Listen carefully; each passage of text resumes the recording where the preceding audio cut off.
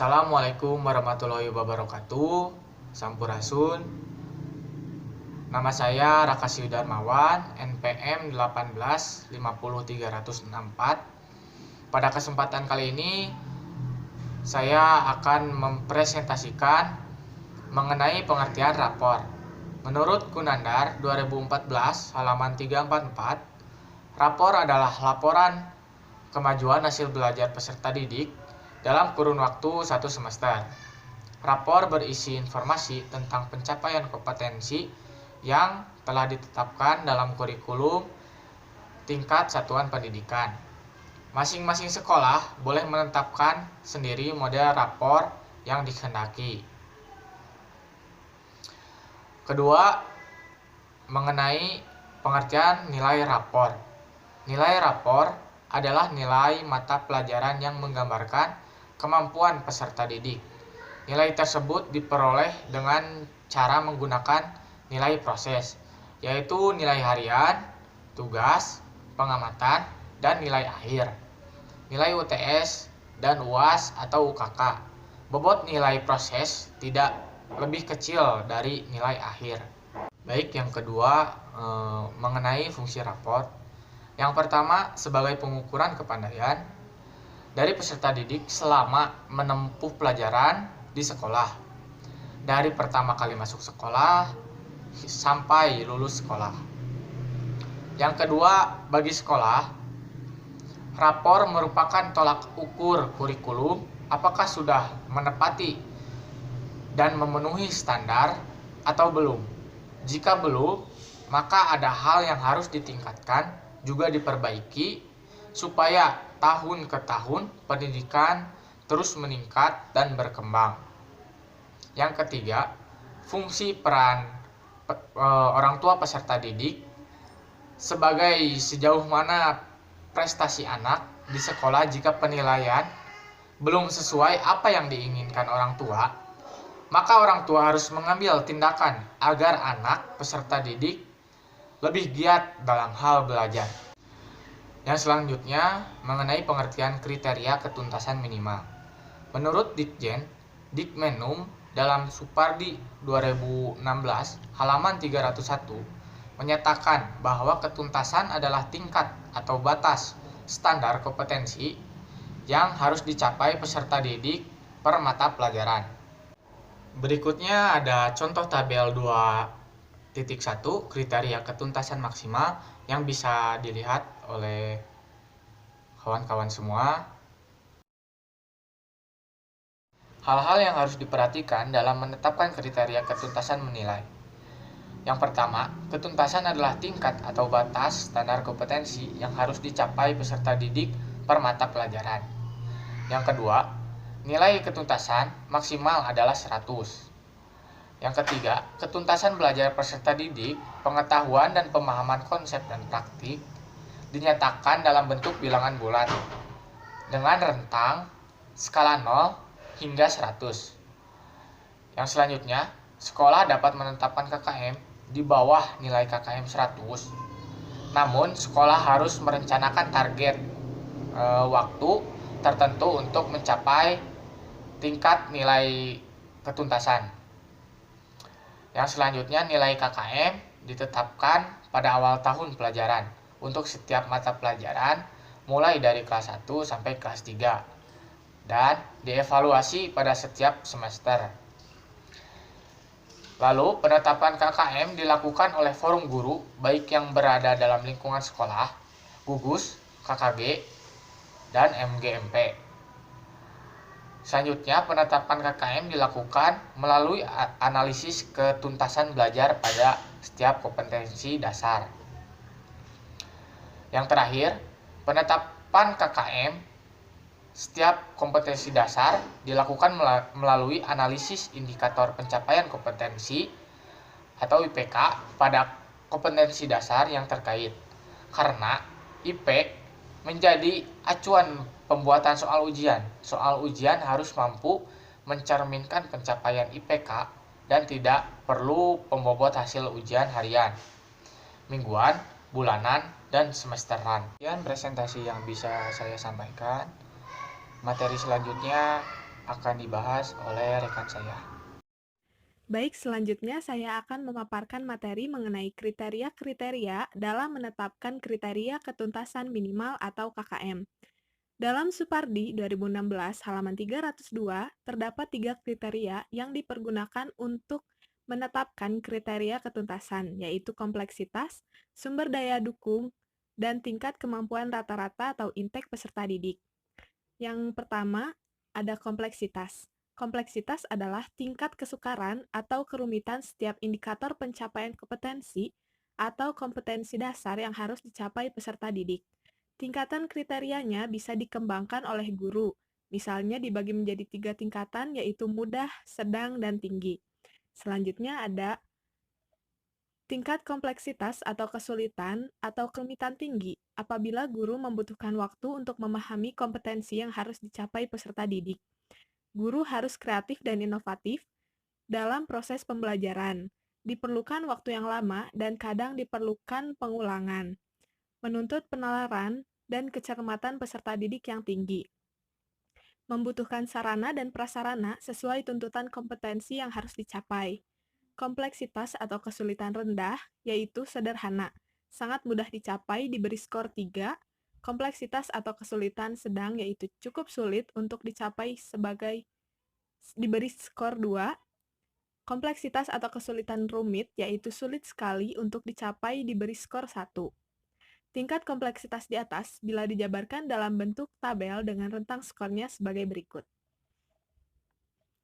Yang kedua ada sumber daya dukung. Sumber daya dukung adalah sumber daya yang dapat mendukung tercapainya kompetensi, meliputi sumber daya alam atau sarana prasarana, sumber daya manusia yang meliputi kepala sekolah, guru, dan tenaga kependidikan lainnya, sumber keuangan baik dari pemerintah maupun komite sekolah, manajemen sekolah baik sudah dibakukan maupun yang sedang dikembangkan, kepedulian stakeholder seperti orang tua, organisasi pemerintah dan non-pemerintah, organisasi profit maupun nirlaba. Dari masing-masing pihak tersebut, kemudian ditentukan kriteria dukungannya mulai dari tinggi, sedang, dan rendah. Selanjutnya ada tabel, bisa dilihat di sini. Yang ketiga ada tingkat kemampuan atau intek rata-rata peserta didik. Intek atau tingkat kemampuan rata-rata peserta didik diambil dari nilai rata-rata hasil seleksi penerimaan peserta didik baru atau berdasarkan nilai hasil ujian nasional, kelas, atau rata-rata nilai yang diperoleh pada jenjang pendidikan yang lebih rendah. Tingkatan intek peserta didik dapat dikelompokkan ke dalam 3 tingkatan, yaitu tinggi dengan skor mendekati atau sama dengan standar maksimum, sedang dengan skor di atas atau sama dengan pertengahan standar maksimum, rendah dengan skor di bawah pertengahan standar maksimum. Tingkat kemampuan rata-rata peserta didik rata-rata nilai 80-100, yaitu mendekati atau sama dengan skor maksimum diberi skor 3. Rata-rata nilai 60-79, pertengahan skor maksimum diberi skor 2.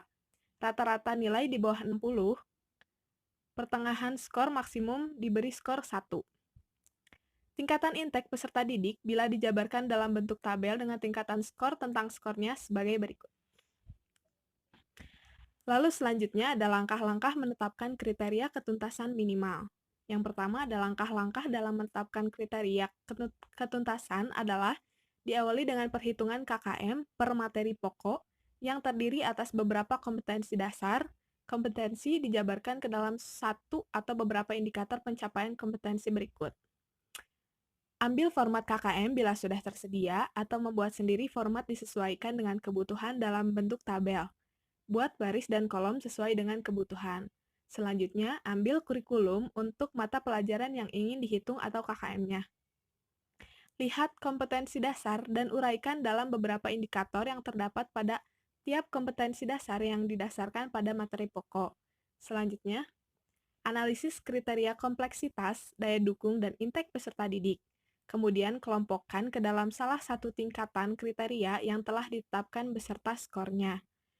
Selanjutnya jumlahkan masing-masing kriteria kompleksitas, daya dukung, dan intek peserta didik menjadi skor total. Kemudian hitung rata-ratanya per indikator. Dan yang terakhir, jumlahkan rata-rata skor KKM, seluruh indikator menjadi skor total. Kemudian skor total dibagi jumlah indikator per kompetensi dasar. Hasilnya merupakan KKM yang telah dihitung dan akan ditetapkan untuk dicapai dalam proses pembelajaran. Sekian materi dari saya. Materi selanjutnya akan dijelaskan oleh Rida. Terima kasih. Saya akan menjelaskan mengenai penilaian sikap. Sikap sosial yang diamati diantaranya ada sikap jujur, disiplin, tanggung jawab, peduli, santun, dan percaya diri. Dan bisa juga ditambahkan dengan sikap lain yang sesuai dengan kompetensi pembelajaran, misalnya kerjasama, ketelitian, dan lain-lain. Penilaian sikap menggunakan instrumen penilaian observasi, penilaian diri sendiri, penilaian antar teman, dan jurnal catatan guru. Untuk penilaian sikap sosial dan spiritual atau KI1 dan KI2 menggunakan penilaian kualitatif. Misalnya, SB berarti sangat baik, B berarti baik, C berarti cukup, dan K berarti kurang. Untuk memudahkan dalam mengolah penilaian aspek sikap, guru dapat mengonversikan dalam rentang nilai 1 sampai dengan 4. Misalnya, SB berarti sangat baik dapat diberi nilai 4, B atau baik dapat diberi nilai 3, C atau cukup dapat diberi nilai 2, dan K atau kurang dapat diberi nilai 1. Penilaian sikap spiritual dan sosial dapat dinyatakan tuntas apabila mencapai nilai B atau baik. Pembobotan penilaian sikap ditentukan oleh satuan pendidikan dengan mempertimbangkan karakteristik sekolah dan peserta didik. Untuk penilaian observasi, disarankan agar diberi bobot yang lebih besar daripada penilaian diri sendiri, penilaian antar teman, dan penilaian jurnal catatan guru. Karena penilaian observasi ini lebih mencerminkan perkembangan perilaku peserta didik yang autentik. Misalnya pembobotannya 2:1:1:1. 2 untuk penilaian observasi, 1 untuk penilaian diri sendiri, 1 untuk penilaian antar teman, dan 1 untuk jurnal catatan guru. Dalam penilaian observasi, Raka mendapatkan nilai 4,00. Penilaian diri sendiri 3,00. Penilaian antar teman 2,00 dan jurnal catatan guru mendapatkan nilai 3,00. Untuk mencari penilaian sikap dapat menggunakan rumus jumlah nilai dikali 4 dibagi jumlah nilai maksimal. Jadi 2 dikali 4,00 ditambah 1 dikali 3,00 ditambah 1 dikali 2,00 ditambah 1 dikali 3,00 dikali 4 dibagi 20, hasilnya adalah 3,20. Untuk rekapitulasi nilai sikap, di sini Raka dalam sikap jujur mendapatkan nilai 3,00, tanggung jawab 3,00, disiplin 3,00, santun 4,00, dan percaya diri 4,00. Maka rumusnya adalah jumlah nilai dibagi 5. Jadi jumlahnya 17 dibagi 5 sama dengan 3,40. Jika dideskripsikan, maka Raka memiliki sikap yang sangat baik selama dalam proses pembelajaran. Selanjutnya, saya akan menjelaskan mengenai penilaian pengetahuan. Penilaian pengetahuan terdiri atas nilai proses, nilai ulangan tengah semester, dan nilai ulangan akhir semester. Nilai proses atau nilai harian diperoleh dari hasil nilai harian. Nilai harian diperoleh dari tes tulis, tes lisan, dan penugasan yang dilaksanakan setiap akhir satu subtema atau tema pembelajaran sesuai kebutuhan pendidik. Nilai ulangan tengah semester diperoleh dari tes tulis yang dilaksanakan pada tengah semester. Materi ulangan tengah semester mencakup kompetensi yang telah dibelajarkan sampai dengan saat pelaksanaan UTS. Nilai ulangan akhir semester diperoleh dari tes tulis yang dilaksanakan pada akhir semester. Materi ulangan akhir semester mencakup seluruh kompetensi pada semester tersebut atau seluruh kompetensi yang telah dibelajarkan pada kompetensi tersebut. Penilaian pengetahuan diperoleh dari rata-rata nilai proses, nilai ulangan tengah semester, dan nilai ulangan akhir semester yang bobotnya ditentukan oleh satuan pendidikan. Penilaian rapor untuk pengetahuan menggunakan penilaian kuantitatif dengan kelipatan 0,33 dengan 2 desimal di belakang koma. Dapat dilihat dalam tabel rentang nilai kompetensi pengetahuan. Nilai D jika lebih dari 0 dan kurang dari atau sama dengan 1. Nilai D plus jika lebih dari 1 dan kurang dari atau sama dengan 1,33. Nilai C min jika lebih dari 1,33 dan kurang dari atau sama dengan 1,66. Nilai C jika lebih dari 1,66 dan kurang dari atau sama dengan 2,00. Nilai C plus jika lebih dari 2,00 dan kurang dari atau sama dengan 2,33. Nilai B min jika lebih dari 2,33 dan kurang dari atau sama dengan 2,66. Nilai B jika lebih dari 2,66 dan kurang dari atau sama dengan 3,00. Nilai B plus jika lebih dari 3,00 dan kurang dari atau sama dengan 3,33. Nilai A min jika lebih dari 3,33 dan kurang dari atau sama dengan 3,66. Nilai A jika lebih dari 3,66 dan kurang dari atau sama dengan 4,00. Ketuntasan minimal seluruh KD untuk penilaian pengetahuan adalah 2,66 atau sama dengan B min. Penghitungan penilaian sikap dengan cara yang pertama menggunakan skala nilai 0 sampai dengan 100. Penghitungan nilai rapor, sekolah dapat menggunakan pembobotan. Untuk penilaian proses, disarankan agar diberi bobot yang lebih besar daripada nilai ulangan tengah semester dan nilai ulangan akhir semester, karena nilai proses ini lebih mencerminkan perkembangan kompetensi pengetahuan peserta didik.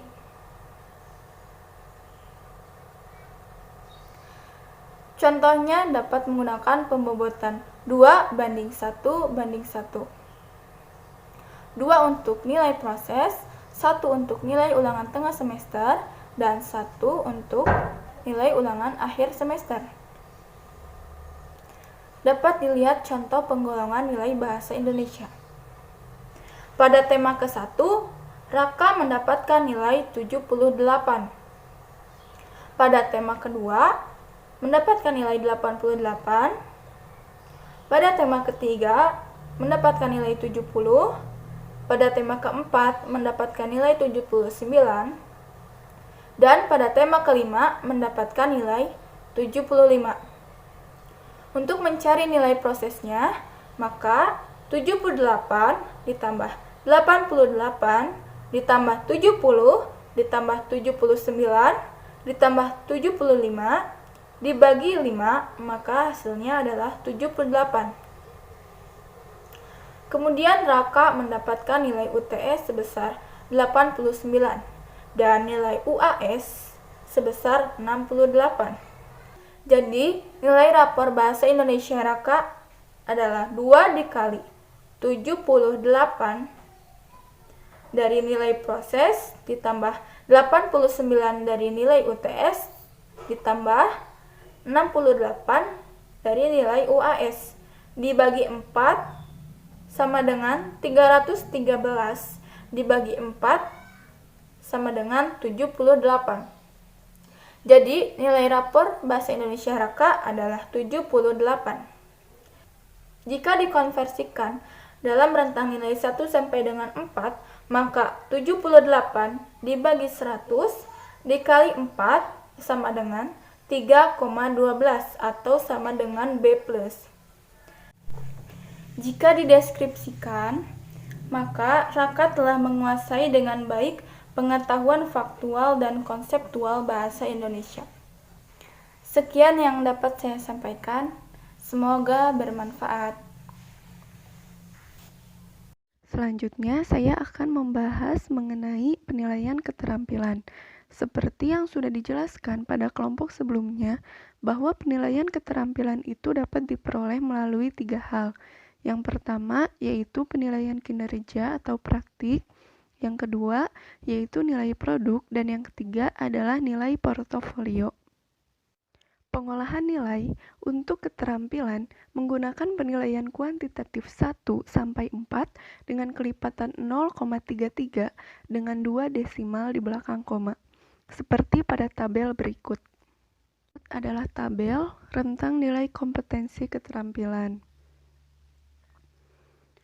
Yang pertama, nilai D sama dengan lebih dari 0 dan kurang dari atau sama dengan 1. Nilai D plus sama dengan lebih dari 1 dan kurang dari atau sama dengan 1,33. Nilai C min sama dengan lebih dari 1,33 dan kurang dari atau sama dengan 1,66. Nilai C sama dengan lebih dari 1,66 dan kurang dari atau sama dengan 2. Nilai C plus sama dengan lebih dari 2 dan kurang dari atau sama dengan 2,33. Nilai B min sama dengan lebih dari 2,33 dan kurang dari atau sama dengan 2,66. Nilai B sama dengan lebih dari 2,66 dan kurang dari atau sama dengan 3. Nilai B plus sama dengan lebih dari 3 dan kurang dari atau sama dengan 3,33. Nilai A min sama dengan lebih dari 3,33 dan kurang dari atau sama dengan 3,66. Dan yang terakhir, nilai A sama dengan lebih dari 3,66 dan kurang dari atau sama dengan 4. Dan ketuntasan minimal untuk seluruh kompetensi dasar pada kompetensi keterampilan adalah 2,66, yaitu B min. Selanjutnya, penghitungan nilai keterampilan dengan cara yang pertama, menggunakan skala nilai 0 sampai dengan 100. Yang kedua, penilaian dapat menggunakan pembobotan yang ditetapkan oleh satuan pendidikan dengan mempertimbangkan karakteristik sekolah dan peserta didik. Yang terakhir, disarankan nilai praktik atau nilai kinerja diberi bobot yang lebih besar daripada nilai produk atau nilai portofolio, karena nilai praktik lebih mencerminkan proses perkembangan pencapaian kompetensi pada peserta didik. Materi yang selanjutnya adalah belajar tuntas. Hakikat belajar tuntas menurut Kunandar adalah suatu sistem belajar yang menginginkan sebagian besar peserta didiknya dapat menguasai tujuan pembelajaran secara tuntas. Adapun pembelajaran tuntas yang dimaksudkan dalam pelaksanaan kurikulum 2013 adalah pola pembelajaran yang menggunakan prinsip ketuntasan secara individual. Jadi, meskipun kegiatan belajar ditujukan pada sekelompok peserta didik dalam suatu kelas, tetapi tetap mengakui dan melayani perbedaan perorangan peserta didik. Sehingga, dengan penerapan pembelajaran tuntas, memungkinkan berkembangnya potensi masing-masing peserta didik secara optimal. Dasar pemikiran dari belajar tuntas dengan pendekatan individual ini adalah adanya pengakuan terhadap perbedaan individual masing-masing. Selanjutnya adalah indikator guru dalam melaksanakan pembelajaran tuntas. Ada 4 indikator guru dalam melaksanakan pembelajaran tuntas. Yang pertama adalah metode pembelajaran. Metode yang sangat ditekankan dalam pembelajaran tuntas adalah pembelajaran individual, yaitu pembelajaran dengan teman dan bekerja dalam suatu kelompok kecil. Lalu yang kedua, peran guru dalam pembelajaran tuntas. Strategi pembelajaran tuntas ini menerapkan peran guru dan tanggung jawab seorang guru dalam mendorong keberhasilan peserta didik secara individual. Lalu yang ketiga, peran peserta didik dalam pembelajaran tuntas. Peran siswa yaitu sebagai subjek didik, dan fokus program sekolah itu bukan berorientasi kepada guru dan tugas yang dikerjakan, melainkan kepada siswa dan tugas yang akan dikerjakan oleh siswa. Lalu yang terakhir, evaluasi dalam pembelajaran tuntas. Ketuntasan belajar ditetapkan dengan penilaian acuan patokan pada setiap kompetensi dasar dan tidak ditetapkan berdasarkan norma. Dalam hal ini, batas ketuntasan itu harus ditetapkan oleh guru. Misalnya, apakah seorang siswa itu harus mencapai nilai 5,5 atau 6,5 atau 7,5 atau sampai nilai berapa seorang siswa itu dinyatakan telah mencapai ketuntasan dalam belajar. Sekian materi yang dapat saya sampaikan. Selanjutnya materi akan disampaikan oleh Arif. Baik, saya akan membahas pembelajaran remedial. Menurut Kusnandar, remedial berasal dari kata bahasa Inggris yang artinya remedy, yang artinya obat, memperbaiki atau menolong. Berbeda dengan Kusnandar, Arifin berpendapat bahwa sebenarnya pembelajaran remedial adalah kelanjutan dari pembelajaran biasa atau reguler di dalam kelas. Dengan demikian, dapat dikatakan bahwa pembelajaran remedial adalah proses atau kegiatan memahami dan meneliti dengan cermat mengenai berbagai kesulitan peserta didik dalam proses belajar. Tujuan dan prinsip pembelajaran remedial. Menurut Kusnandar, tujuan dan prinsip pembelajaran remedial itu ada dua. Yang pertama, mengetahui prestasi, kekuatan, dan kelemahan peserta didik dalam mempelajari materi. Lalu yang kedua, ada mengubah cara belajar, mengembangkan sikap kebiasaan yang dapat mendorong hasil belajar peserta didik. Sedangkan menurut Arifin, tujuan dan prinsip pembelajaran remedial adalah membantu dan menyembuhkan peserta didik yang mengalami kesulitan dalam belajar melalui perlakuan pengajaran. Selanjutnya ada fungsi-fungsi pembelajaran remedial. Yang pertama ada fungsi kooperatif. Fungsi kooperatif adalah suatu proses pembelajaran remedial dalam bentuk perbaikan, bentuk perbaikan hal-hal yang belum memenuhi harapan dalam proses pembelajaran peserta didik. Lalu yang kedua ada fungsi pemahaman, yang artinya dengan pengajaran remedial memungkinkan guru dan peserta didik akan dapat memperoleh pemahaman yang lebih baik dan komprehensif mengenai pribadi peserta didik. Yang ketiga ada fungsi pengayaan, yang artinya pengajaran remedial akan dapat memperkaya proses pembelajarannya, sehingga materi yang didapat dalam proses belajar reguler akan dapat di pembelajaran remedial. Lalu yang keempat ada fungsi penyesuaian.